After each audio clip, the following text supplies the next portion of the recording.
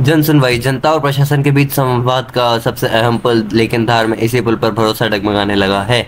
धार जिले में जनसुनवाई के दौरान एक मामला सामने आया है जिससे प्रशासनिक जवाबदेही पर सवाल खड़े कर दिए हैं। इंदौर निवासी रेखापति राजेंद्र सोनी की ओर से उनके पति राजेंद्र सोनी ने 30 जुलाई 2024 को धार कलेक्टर जनसुनवाई में आवेदन प्रस्तुत किया। इस पर जिला पंचायत धार से संबंधित विभागों, जनपद पंचायत सरदारपुर और ग्राम पंचायत दसाई को 3 बार पत्र भेजकर जानकारी देने के निर्देश दिए, लेकिन आज 13 मई 2025 तक कोई जवाब नहीं आया। पत्र क्रमांक 1656 RTI 2024 धार दिनांक 13/8/2024, 273 धार दिनांक 24/4/2024, 872 RTI धार दिनांक 24/6/2024। जनसुनवाई में कलेक्टर ने एक और तो लोक सूचना अधिकारी को बुलाकर तुरंत निराकरण के लिए निर्देश दिए, लेकिन वहीं उन्होंने यह भी कह दिया कि जब आप लोक सूचना आयोग से आए हैं तो वहीं से काम कराइए, हम कुछ नहीं कर सकते। यह बयान सुनकर आवेदक राजेंद्र सोनी हैरान रह गए। उन्होंने मीडिया से कहा कि वह 2019 से लगातार प्रशासनिक कार्यालयों में चक्कर काट रहे हैं, लेकिन उन्होंने केवल निराशा हाथ लगी है। राजेंद्र सोनी का बयान जब जिला कलेक्टर तक कह दे कि कुछ नहीं कर सकते तो आम जनता को फिर इंसाफ कहां से मिलेगा। इस मामले से एक और सच्चाई सामने आई है। प्रशासन के शीर्ष अधिकारी भले ही गंभीर हो, लेकिन निचले स्तर पर विभागीय लापरवाही जनसुनवाई जैसी लोकतांत्रिक प्रक्रियाओं को खोखला कर रही है। क्या है जनसुनवाई का महत्व? जनसुनवाई शासन की आत्मा है, एक ऐसी प्रक्रिया जिसमें आम जनता सीधे अफसरों से बात कर सकती है। लेकिन अगर इस मंच पर भी शिकायतों को नजरअंदाज किया जाए तो फिर सुशासन केवल शब्द बनकर रह जाएगा। यह सवाल यह है कि क्या इस आवेदन पर अब होगी ठोस कार्यवाही या यह भी फाइलों के ढेर में दब जाएगा? आप देख रहे हैं जन सुनवाई की हकीकत, एक पक्ष, एक पीड़ा और एक सवाल। मेरी पत्नी रेखा सोनी के माता पिता के भवन दसई ग्राम पंचायत दसई में थे।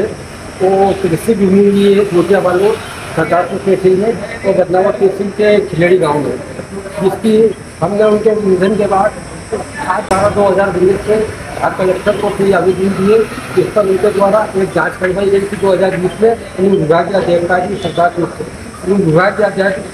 सरदारपुर के द्वारा उस जाँच को भ्रमित किया गया और गलत जानकारी दी गई, उसमें मतलब गलत जाँच की गई।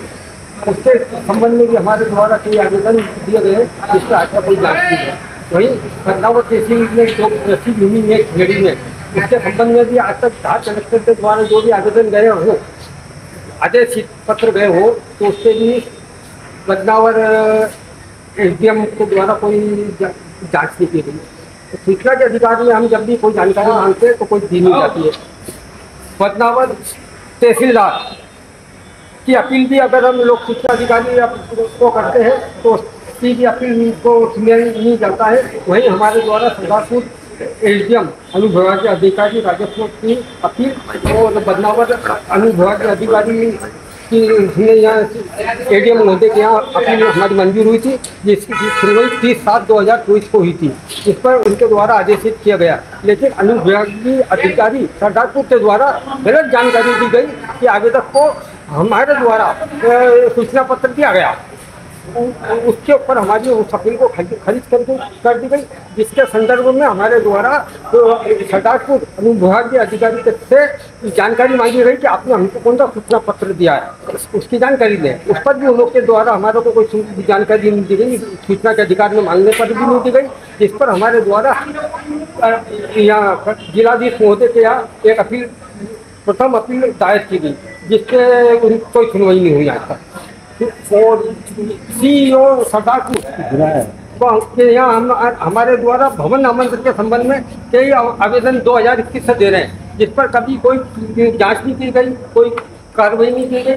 जब भी हम CEO अभी सरदारपुर के द्वारा अभी 22/7/2024